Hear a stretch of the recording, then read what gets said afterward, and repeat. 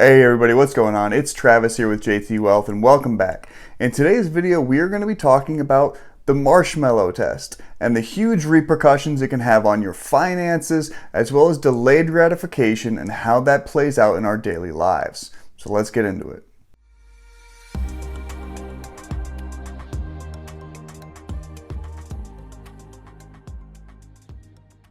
Alright everybody, welcome back again. Thank you for joining us. If you're new here, we appreciate you checking out the channel and hopefully you find some value in today's video. If you do, please give us a thumbs up and consider subscribing to the channel as well. So what is the marshmallow test and how does it have anything to do with my finances? In the early 70s, there was a Stanford University test that looked at preschoolers and gave them a marshmallow and said, can you hold off from eating this marshmallow for 15 minutes and get a second marshmallow? If you ate the marshmallow in the first 15 minutes, you did not get a second marshmallow. So it's that idea of delayed gratification and how that can play out for the rest of your life that we're going to look at today in its impacts on your finances. And of course, for those of you that are here to see Julie talk, you can check her out on the Tip Ranks channel here on YouTube, where she does her pre-market morning updates Monday through Friday every day for you guys to get the knowledge you need before the market starts. So if you want to follow Julie, consider checking out the links in the description section down below. That'll show you how to see the Tip Ranks channel and the Tip Ranks videos Julie does Monday through Friday. There's also links down below for how to get access to the JT Wealth Patreon group, as well as if you're considering opening a new brokerage account, there's M1, Robinhood, M1 Finance, and BlockFi for those of you who are more interested in making more of your money through crypto investments. Alright, all of that said, let's take a look at the first article I found in doing my research for today's video. And this article came off the MoneyWise website, and it's Are You Failing the Marshmallow Test? Here are 4 ways patience pays. It says this famous social science experiment holds lessons from managing your money. And this article was done by Shane Murphy on January 14th, 2021. And in that article, he says, although the marshmallow test sounds like an extreme eating challenge, it's actually a famous social science experiment with one big repercussion for your finances. In 1972, Stanford University psychologists used marshmallows to study preschoolers' willingness to delay gratification. Kids were given a marshmallow and presented with 2 options: eat it right away or hold off for 15 minutes and receive a second marshmallow. Years later, follow-up tests found that the children who were able to delay gratification tended to flourish, boasting greater emotional stability and higher SAT scores. In many cases, the same principles applies to your money. Here are 4 ways to make serious marshmallows simply by being patient. And of course, so much can be said about studying preschoolers and one small test to determine the success they may have over a long period of time. But given this test and its simplicity and looking at delayed gratification, I really do think it can play a big part in financial success. So the first way to use patience to your advantage in finances is to start your nest egg and then leave it. Your job probably provides you with a steady stream of disposable income, but if you're spending it on your day-to-day desires, you'll end up just like those kids who scarfed their single marshmallow. Maxing out your contributions to a company retirement plan or an individual retirement account, IRA, is an excellent way to use patience to your advantage. Sure, you won't be able to enjoy the money now, and you could face big fees if you dip into a retirement account early, but when the time comes to leave the workforce for good, you'll be glad you waited it out.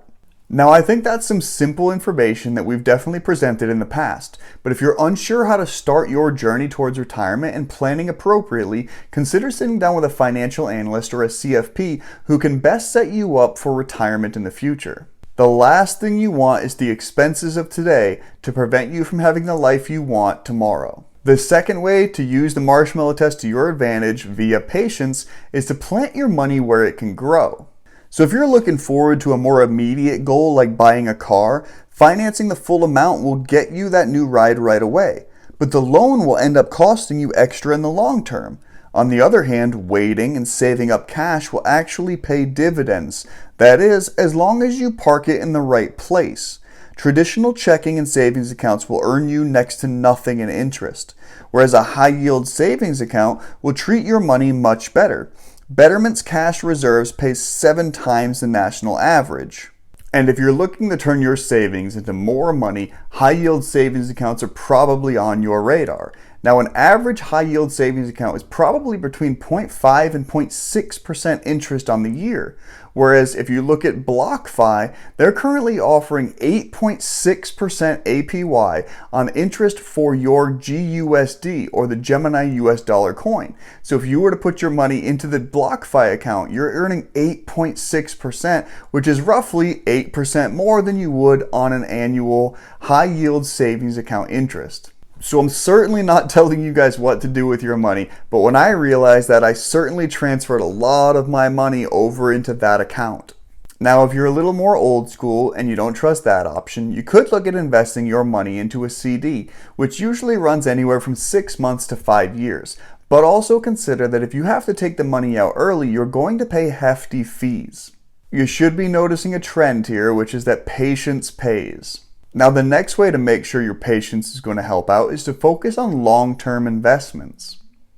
When most people think about doing well in the stock market, they usually picture the fast-paced, buy low, sell high mentality seen in movies. This is called trying to time the market, and while it pays off for some, it's risky, and it could end up costing you a fortune even if you know what you're doing. Seasoned investors like Warren Buffett will tell you spending time in the market through diversified, long-term investments is a much safer way to succeed.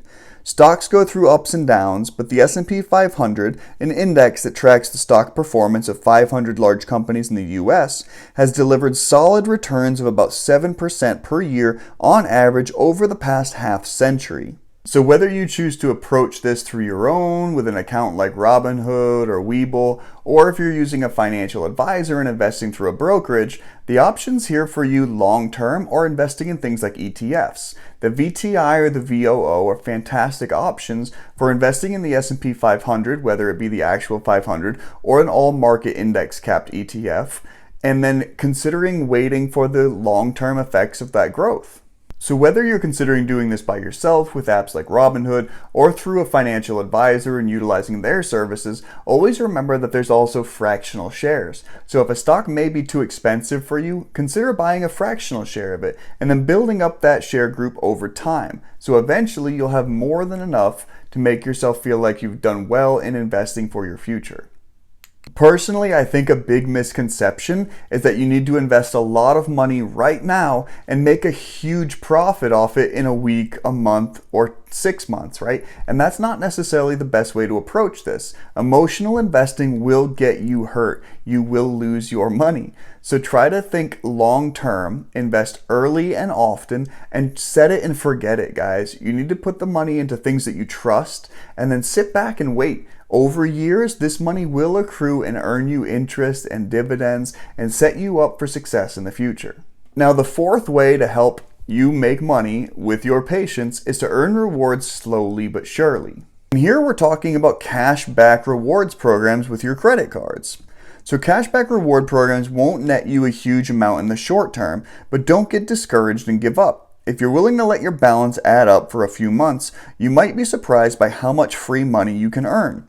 Some of the best cashback credit cards will require you to have a ridiculously high credit score to qualify, but you can also find an increasing number of free reward apps that anybody can use. Many of these apps are increasingly easy to use and only take seconds to set up, so you can start earning rewards points in cash right away. So whether it's through your credit card directly or through an app, there's almost no negative to waiting for these cashback rewards. If you're going to use your credit card anyway, you might as well get free money for doing so.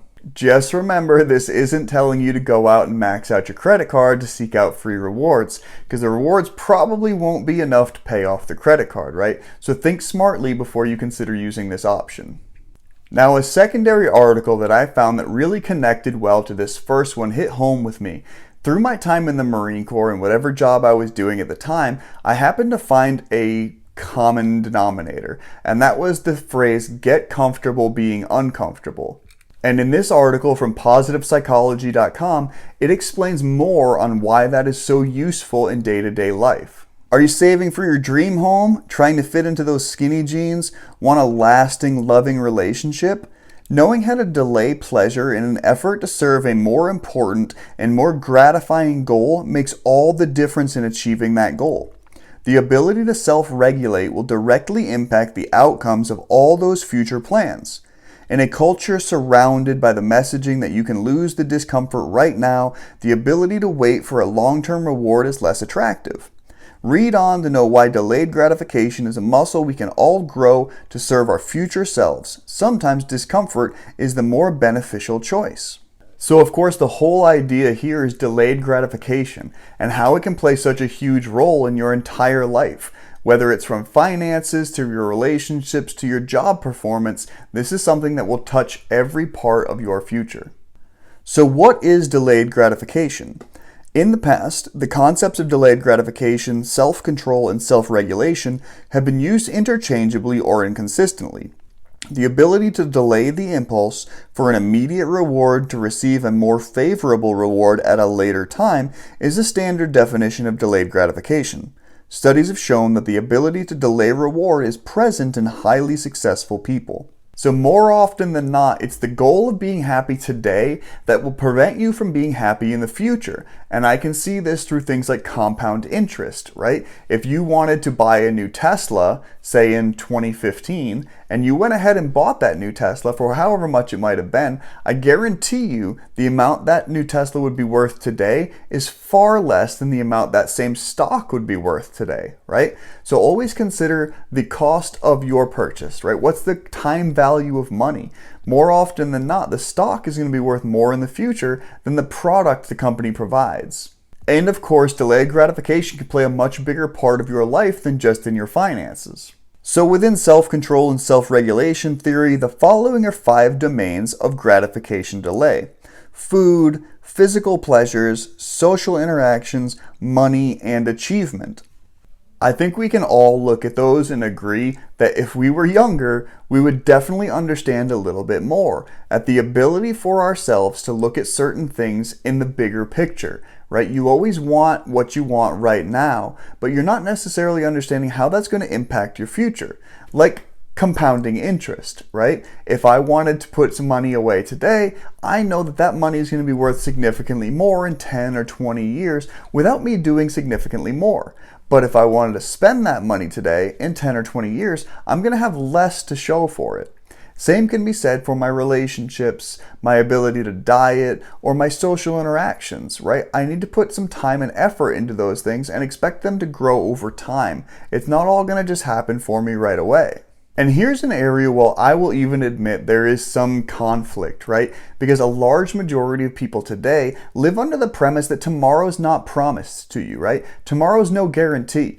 And I can tell you, I certainly understand that. I've been to Iraq 4 times and I've been to Afghanistan 3 times. Tomorrow is not guaranteed. But what if it comes? What if it shows up? Your family and maybe you require your decisions today to impact your future in a positive light. So why is delayed gratification so important to my finances and my life? Instant gratification is a habit. Learning how to delay the impulse for immediate pleasure in favor of long-term satisfaction is a skill required for incremental and long-term growth.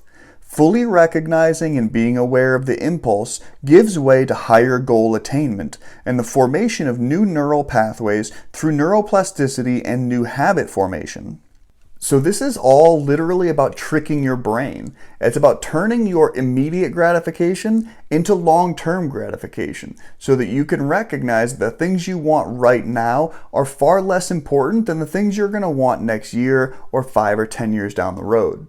So whether that's wanting to look good for the summer, wanting to maintain a healthy body for the next 5 to 20 years, or maybe you just don't necessarily like the job you have today and you want to go home sick. But you might want to think, hey, what about that paycheck I need next month? Do I really want to get fired today? Goal attainment, diet, monetary benefits. There's so much to consider when thinking about delayed gratification and how that's going to play out in your personal life. If you're in your 30s like I am, or even older, I don't think I need to be talking to you about this. By now, we've all figured this out, either the easy way or the hard way. But if you're in your young 20s, I want you to seriously consider what I'm saying. Spend the time working on yourself, your body, your mind, and your finances. And if you do that, and if you spend that time now, you will be so much better off for it in the future when you're in your 40s or early 50s and considering retiring. You will be able to do it. Your friends, maybe not. Alright guys, that's pretty much the basis of today's video. So we're not going to eat the marshmallow right away, right? We're going to wait for 2 marshmallows, or 3 or 4. We're going to let that compounding marshmallow grow for us so that we can be better set up in the future. Hopefully you found something of value in today's video. If you did, consider liking, subscribing to the channel, and leaving a comment in the comment section down below. And as always, remember, I'm not a financial advisor. I'm not your financial advisor. All the information presented today is for informational and entertainment purposes only. And lastly, please remember there is a big difference between appearing rich and actually being wealthy. Thanks for joining us today. Bottoms up.